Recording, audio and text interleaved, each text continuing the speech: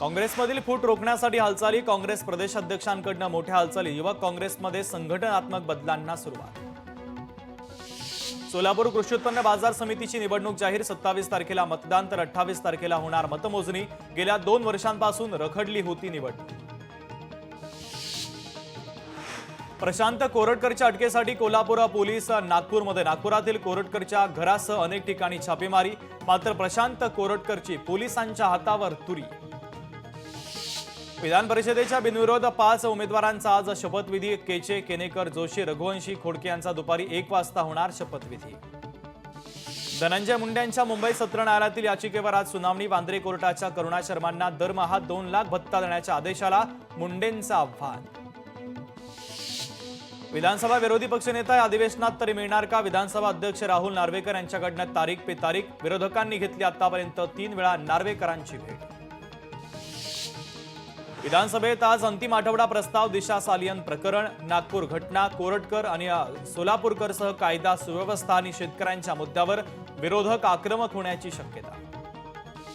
पुणे महापालिकेच्या कर आकारणी विभागाचे उपायुक्त माधव जगताप यांचा पदभार काढला. प्रतिभा पाटील यांच्याकडे तात्पुरत्या स्वरूपात देण्यात आला पदभार. महापालिका आयुक्त राजेंद्र भोसलेंचे आदेश. दिशा सालियनच्या विषयामध्ये तथ्य नाही, खोट्याचा नायटा कराल तर बुमरँग होणार. उद्धव ठाकरेंचा हल्ला. योग्य वेळ आल्यावर दिशा सालियन प्रकरण संसदेत उपस्थित करणार. नारायण राणेंची न्यूज प्लॅनेट कार्यक्रमात माहिती. तर दिशा सालियन प्रकरणी नारायण राणेंची आज महत्त्वाची पत्रकार परिषद. मनसेची रविवारी मुंबईत बैठक. रवींद्र नाट्य मंदिरामध्ये 10 वाजता बैठकीचं आयोजन. मनसे अध्यक्ष राज ठाकरेंच्या उपस्थितीमध्ये बैठक. मनसेचे नेते, सरचिटणीस, मुंबईतील प्रमुख पदाधिकारी उपस्थित राहणार. लाडक्या बहिणींना 2100 रुपये कधी मिळणार या संदर्भात राज्याचे अर्थमंत्री अजित पवार यांनी विधानसभेत दिलं स्पष्टीकरण. राज्याची आर्थिक परिस्थिती पाहता पैसे देऊ, अजित पवारांची माहिती. आरोप करणं सोपं असतं. आमची सत्ता गेल्यावर एसआयटी स्थापन झाली होती. एसआयटीनं काय केलं ते च्विंगम किती चघळणार, वरुण सरदेसाई यांचं वक्तव्य. उद्धव ठाकरेंनी नारायण राणेंना फोन केला होता. आदित्यला वाचवण्यासाठी राणेंना फोन केला होता. माजी मंत्री रामदास कदम यांचा खळबळजनक दावा. शाळांचं वार्षिक वेळापत्रक सीबीएसई प्रमाणे असेल. राज्यातील सर्व शाळा 1 एप्रिल पासून सुरू होणार. मे महिन्यात सुट्टी तर जून पासून पुन्हा शाळा. मंत्री दादा भुसेंची माहिती. नागपूर हिंसाचारामध्ये फहीम खाननंतर सय्यद अलीचं नाव चर्चेत. नागपूर हिंसाचार प्रकरणामध्ये सय्यद अलीचं नाव समोर. सय्यद अलीच्या हालचालीवर देखील आता तपास यंत्रणांची करडी नजर. नागपूर हिंसाचार प्रकरणी परकीय कनेक्शन. पोलिसांना संशय. सोशल मीडियावर बांगलादेशशी संबंधित काही नावं तपासण्यात आढळली. तर पोलिसांचा दावा, तांत्रिक विश्लेषण सुरू. दिशा सालियनच्या वडिलांनंतर सुशांत सिंह राजपूतच्या वडिलांचा धक्कादायक दावा. दिशा आणि सुशांतच्या मृत्यूमागे काहीतरी कनेक्शन असल्याचा संशय.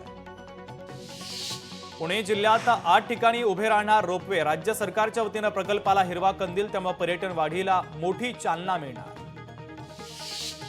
मद्यविक्री बंदमुळे जिल्ह्यामध्ये 2.5 कोटींची उलाढाल. ठप्प हॉटेल, रेस्टॉरंट ओनर संघटनेचा दावा. तर परमिट रूम आणि बिअर बार चालकांचा संप. दिल्लीचं एक पथक छत्रपती संभाजीनगरमध्ये दाखल. राष्ट्रीय तपास यंत्रणेचं पथक छत्रपती संभाजीनगरमध्ये दाखल झाल्याची सूत्रांची माहिती. नागपूरनंतर मराठवाड्यात देखील तणावाची शंका. पुणे नाशिक ग्रीन कॉरिडॉरची अधिसूचना नव्यानं जारी. महामार्गासाठी भूसंपादन करण्याची अधिसूचना राज्य सरकारच्या वतीनं काढण्यात आली. पुणे नाशिक ग्रीन कॉरिडॉरमुळे या दोन्ही शहरातील अंतर कमी होणार. समृद्धीवरील प्रवास महागणार. टोलच्या दरामध्ये 19% वाढ. समृद्धी महामार्गावरून प्रवास करणाऱ्यांच्या खिशाला लागणार कात्री. माथाडी कामगार कायद्यामध्ये सुधारणा. कामगार मंत्री आकाश पुणकर यांचा मोठा निर्णय. फेक माथाडींना रोखण्यासाठी विधेयक मंजूर. माथाडी बोर्डाची रिक्त पदं भरण्याचा मार्ग अखेर मोकळा. HSRP नंबर प्लेट लावण्यासाठी मुदतवाढ. तर नंबर प्लेट बसवण्यासाठी आता 30 जून 2025 पर्यंतची मुदतवाढ. 30 मार्च 2025 ही डेडलाईन आधी देण्यात आली होती. लालपरीची भाडेवाढ. सर्वसामान्यांना मोठा फटका. भाडेवाढीनंतर लालपरी प्रवाशांना नकोशी. दिवसाला 3 लाख प्रवासी घटले. नाशिकमध्ये 2 दिवस पाणीबाणी. उद्या संपूर्ण शहराचा पाणीपुरवठा राहणार बंद. तर रविवारी कमी दाबानं होणार पाणीपुरवठा. तांत्रिक कामासाठी पाणीपुरवठा बंद राहणार असल्याची मनपा पाणीपुरवठा विभागाच्या वतीनं माहिती. नंदुरबार जिल्ह्यामध्ये वाढलेल्या उन्हापासून पपई फळांना वाचवण्यासाठी शेतकरी घेत आहेत पेपर आणि प्लास्टिकचा सहारा. मात्र त्यामुळे शेतकऱ्यांच्या एकरी मागे जवळपास 3 ते 4 हजार रुपयांचा खर्चही वाढला. अकोल्याच्या मूर्तिजापूर शहरामध्ये गेल्या 3 महिन्यापासून चोरीच्या घटनांमध्ये मोठ्या प्रमाणात वाढ. चोरट्यानं मेडिकल फोडत एक मोबाईल आणि 7 ते 8 हजार रुपये केले लंपास.